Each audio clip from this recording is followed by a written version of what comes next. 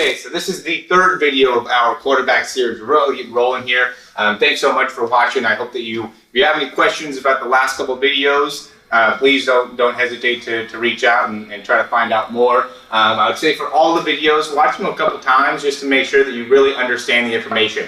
I know I go fast. I know there's a lot of different things that we're talking about and going over, but I would recommend, if you can, watch them a couple times and then also compare it to your actual throw, and this will make it so now you can really see and connect into something like this. So properly absorbing force in your front leg. What am I doing with my front leg that I can improve on, and even talk about maybe some of the things that you're doing good on. Okay, and I think these will be excellent to make it so you can make small, consistent changes. I think that's going to be more important than just thinking you're going to go from your current throw to all of a sudden being able to just implement all these key parts of the actual throw. And then once you've been working on it for a couple weeks, come back and revisit some of the important parts that you think that you can improve on. Okay, so I think that these videos are going to be an excellent tool.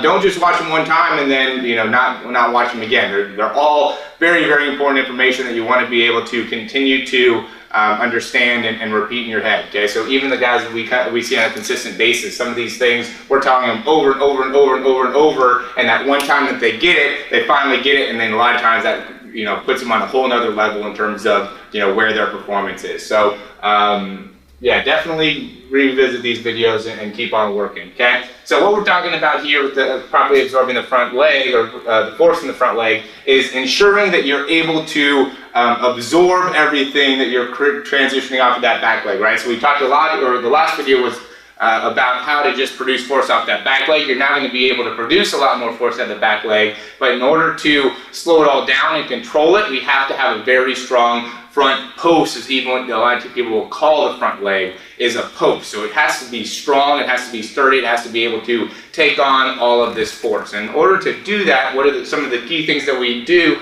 or that we see, is that a lot of guys, their front leg, especially where we got this concept from, is more so from pitchers, is they jump all the way off of the mound. This front leg, though, for all the guys that throw very, very hard, is like a rock or a post. It's not moving at all as they're producing all that. I mean, they're getting airborne as they're pitching, and then they land. Their leg hardly even moves as it's absorbing the force, and then their whole body weight is just going and propelling itself forward. Okay, so we're using some of those key concepts in what we're trying to do in the football throw. Okay, and there's guys that will see that as they're transitioning that front leg, it's either all the way extending, it could be externally rotating, it can be internally rotating. We see a lot of different things in the throw, but really the main thing is make it so it doesn't move. Okay, it needs to be nice and strong as you're transitioning. I think it's good to get a slight extension as you're coming forward, okay, but you don't want a lot of movement here, okay, because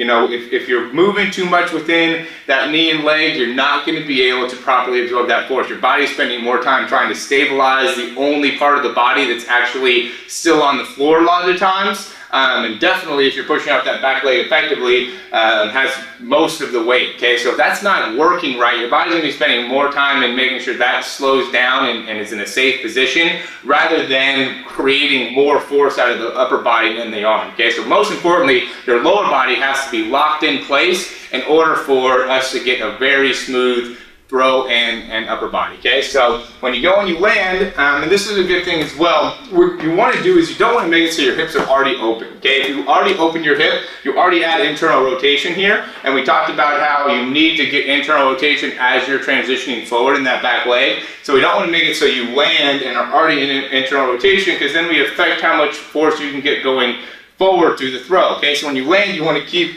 this hip, make it so most of your weight's back, and in order to keep most of your weight back, this hip has to be able to externally rotate. So as long as the foot is not hugely important to me, a lot of times, especially with youth athletes or really kids in general, the hips seem to be what's most tight, especially because we're in more of a sedentary lifestyle or sitting down a lot. So hips are usually tight, okay? And so when your hips are tight and you already externally rotate your feet, that's going to make it so or your front leg, I should say, that's going to make it so you're going to directly impact your back leg. So we wanted to make sure that I don't care where your foot's stepping, but I do care how your right hip is looking. So if I step and my right hip is already internally rotated, you're turning your foot out too much, okay? You can either stretch to make it so that front leg has more external rotation capabilities, or you just turn the front leg in, okay? You're not necessarily locked into place with how that front leg is. If you need to transition and kind of move that foot, you can. You just need to make sure that that knee stays nice and stable, and that most of your weight is into the heel, okay? I don't want to see as you're transitioning forward the heel coming up or the heel rotating. Those are things that we know are not good in terms of rotational patterns. I know there's a lot of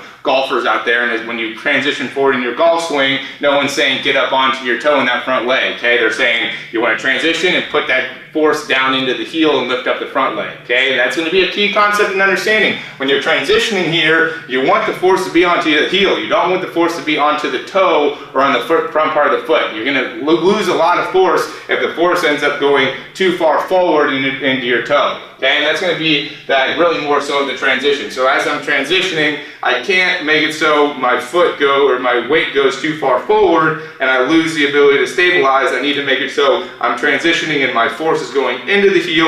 If I need to move my foot, I can. I just need to keep my knee nice and stable. There could be some slight extension. For the most part, you want to keep it bent. As I'm coming through, I want to get full external rotation out of that foot and transfer everything forward.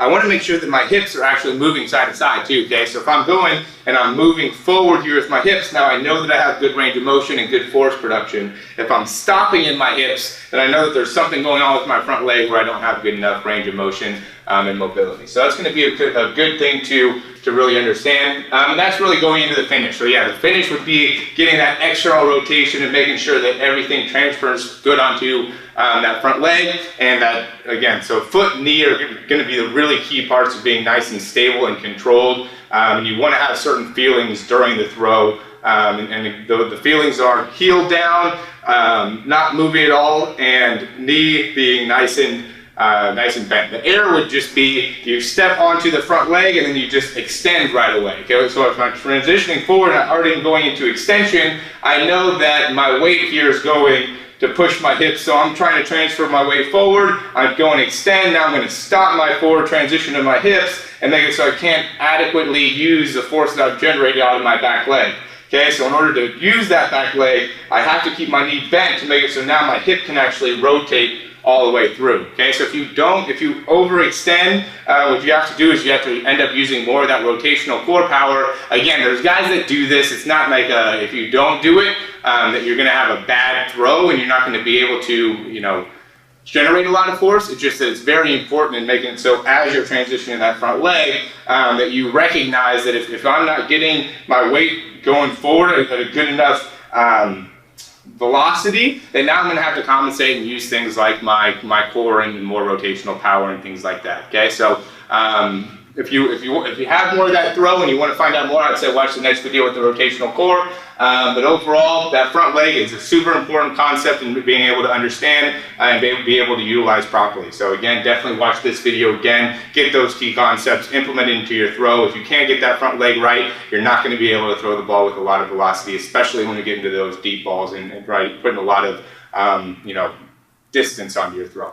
Thanks for watching.